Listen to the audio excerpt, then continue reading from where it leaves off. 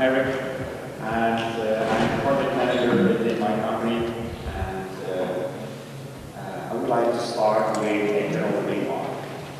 Nowadays, we as individuals have almost unlimited access to information via our computers or via our phone. Unfortunately, this is not the case for logistics systems yet. I will try to give you a view how the iCargo project is trying to change. And this presentation will focus on how to share this information between companies in, of course, a secure and controlled way. So the challenges are that we are trying to create an ecosystem, and this ecosystem should be open. Everybody who has interest must be able to join or leave. Connections must be set up easily. And while with these two requirements, we still want to have the security and control over our data. So that's a real challenge. This is an overview, a very popular high-level overview of the iCargo infrastructure. And what's interesting for business is that if you have your ERP system connected to the iCargo ecosystem, you want to communicate with other ERP systems or with external devices attached to your cargo or with the available truck that's on board. And the main principle is that we share the information through access point. So the access point is the single entry point to the iCargo ecosystem. We use something like logistic network awareness, which is a software component that enables you to link your box to a pallet, to a container, to a truck or a vessel automatically. And then sends the information to your ERP system, which means that if you only are aware of your box, you still can get your estimated time of arrival derived from the relative position of your box in a container and the container related to a truck. One of the things that we developed last year was the link software module, the magical component that links all the individual business objects together. It's not so magical because it derives its information from shipping plans. So if you don't provide this kind of information, you do not get the link. Another interesting point of the iCargo concept is the concept of the semantic gateway. We introduced a unified, uniform interface specification to be used among the iCargo components. But if you have already implemented a particular standard, use one in the framework, and you would like to still use that, you can make it into a semantic gateway. It's a gateway plus the ability to translate and transform your messages into something that the recipient can understand. But I do not want to focus on the semantic gateway today. Because it's strongly related to the use of semantics, semantic models, domain models, which justifies a whole presentation on its own. Today I would like to focus on two things. How to set up a connection and how to specify which kind of information you would like to share. So what we came up with is an API. It's represented by the blue line at the top. And this API is a technical API. It doesn't specify the content of your messages, and it can use any message format you like. Whether it's a GS1 message with an XML format, or if you prefer JSON, it's possible. But you can also exchange binary information like PDF or images. This interface is also applicable between the components. And basically, it will make it indifferent for the user, for the logistics service providers, for the logistics services, indifferent which kind of technology is being used under the hood. So the grayed out part could be running at your mainframe, could be running at your laptop, or could be running in the cloud.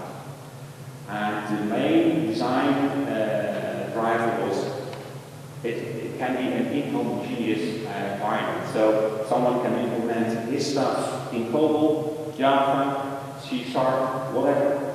It's the interface specification that will tie everything together. So basically it means that your company,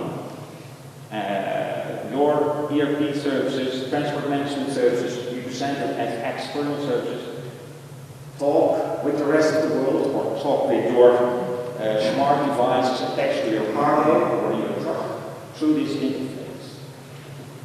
And get access to what we call the iCargo entity-centered IT infrastructure. And other companies do the same. So, in the previous slide, we raised the question, if I want to join, I need an access point. But basically, the first question you should ask is not how to get an access point, but how to use the iCargo, the blue part, because then you can be part of the ecosystem. And within this ecosystem, at least 3 business applications will be provided by the iCargo project, but others can be attached as well. You can also attach your own software service on top. The linking pin is the API definition. So that's one of the aspects that we try to achieve in iCargo. But there's something else. Technically, there are a lot of solutions to connect systems to each other, and will not go into detail of that. But the second step is how to connect to each other. If you are a human, you are using Skype, you probably need to send an invitation, and if the other accepts, then you can set up a connection. iCargo will have a similar approach. iCargo will have a similar approach.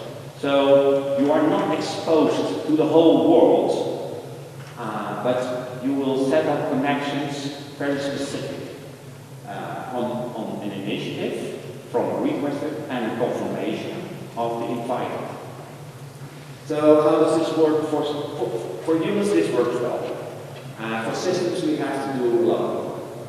And one of the things is that you have to configure a lot of things.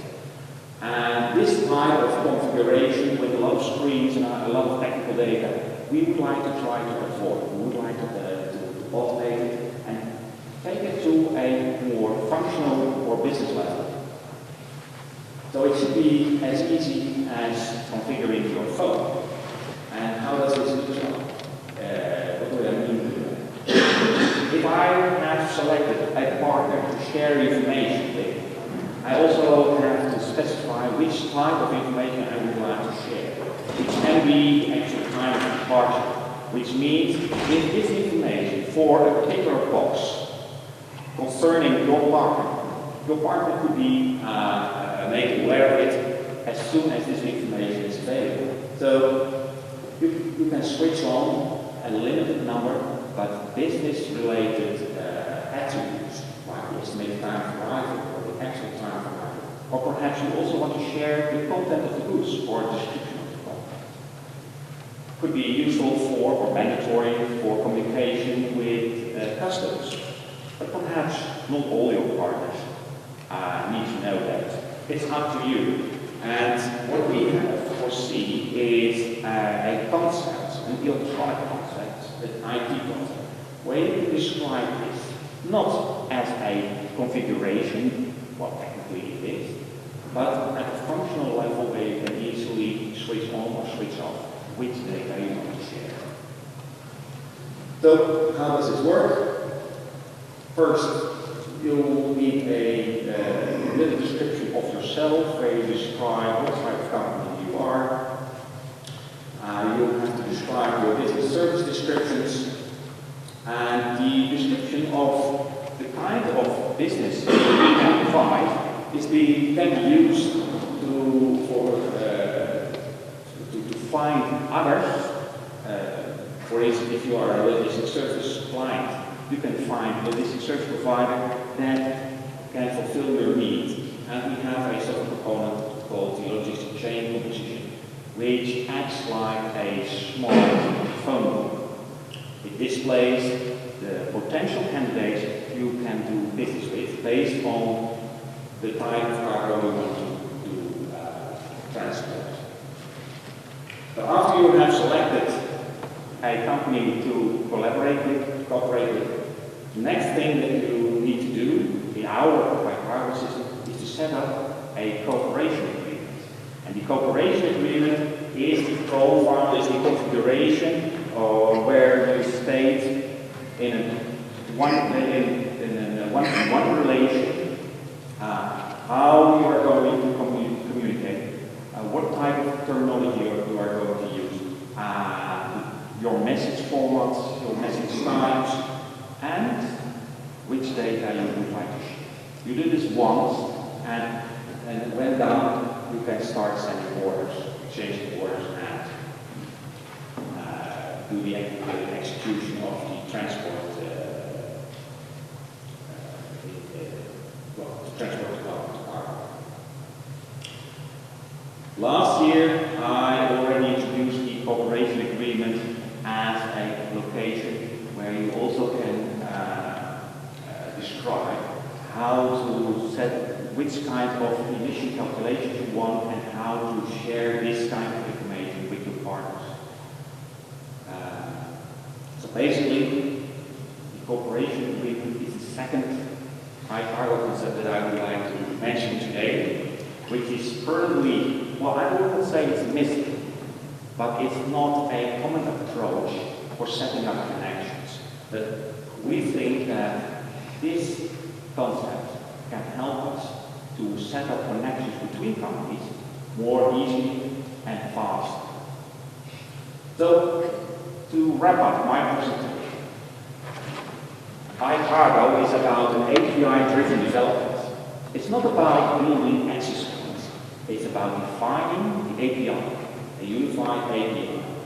And this enables other companies, but also other service providers to look on new services, logistics services, but perhaps also software services to enable collaborative planning or things like that. And the other concept is the cooperation. I think that API-driven development and the introduction of the cooperation agreement can lead to a disruptive innovation. Because it's not a challenge to catch you on the line, but to catch you on the line.